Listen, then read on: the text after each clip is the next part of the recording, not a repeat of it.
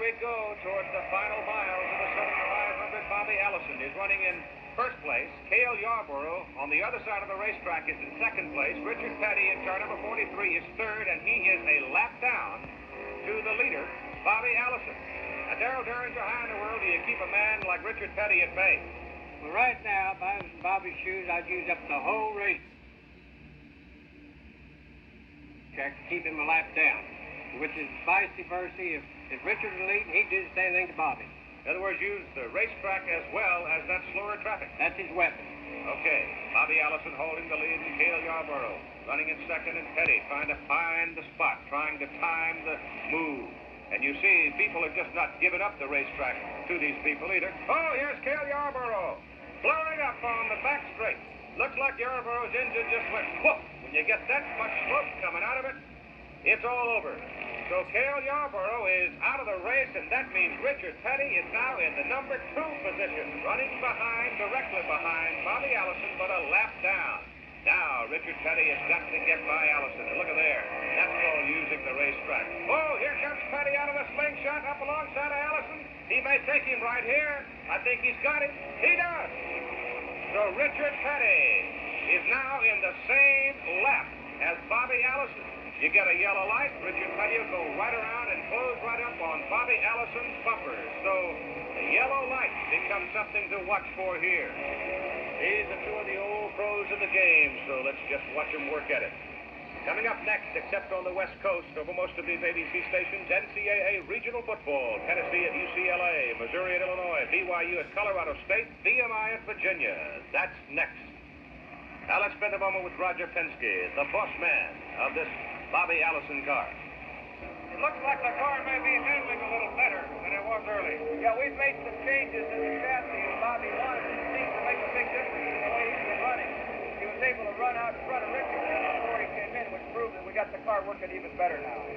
He must be made out of cork. I mean, not asking for any relief out there. No, Bobby's pretty tough. We keep pouring water on him whenever he's got to keep him cool. You know, it's amazing that Bobby Allison was actually 2 laps down earlier in this race, but over 500 miles, so many changes could take effect. Now, Richard Petty is the pursuer. He is in the same lap chasing Bobby Allison.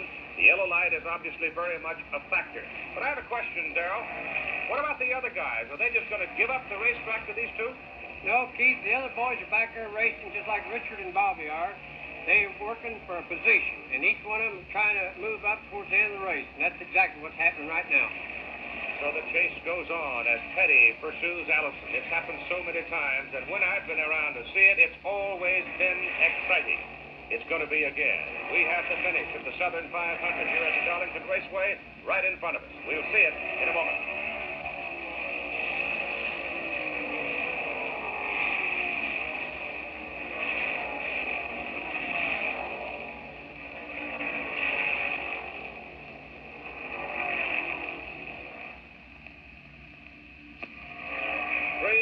To go in this 26th Southern 500 at Darlington, South Carolina, and more than 70,000 people are standing. This is the pursuer, Richard Petty. King Richard, they call him.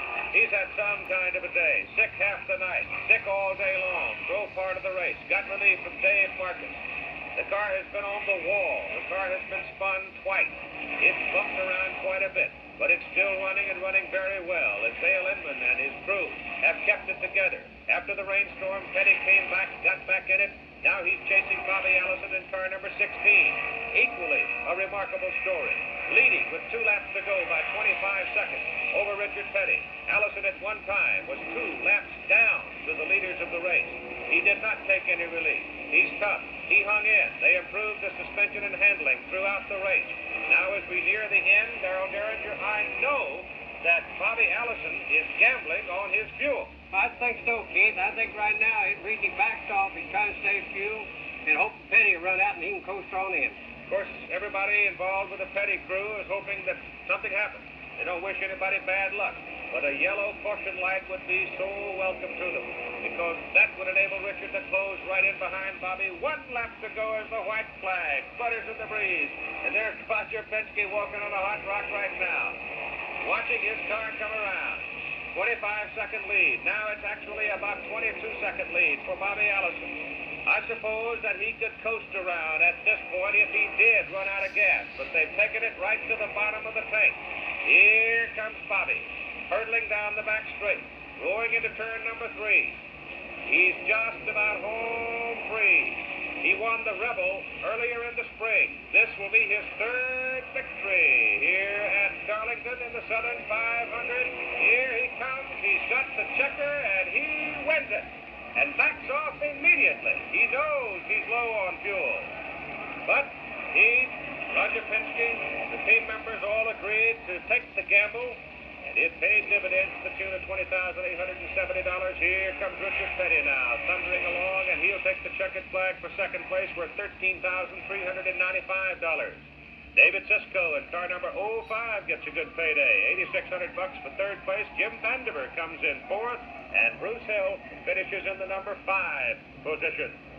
But what a day it was at Darlington, and here comes the winner, Bobby Allison.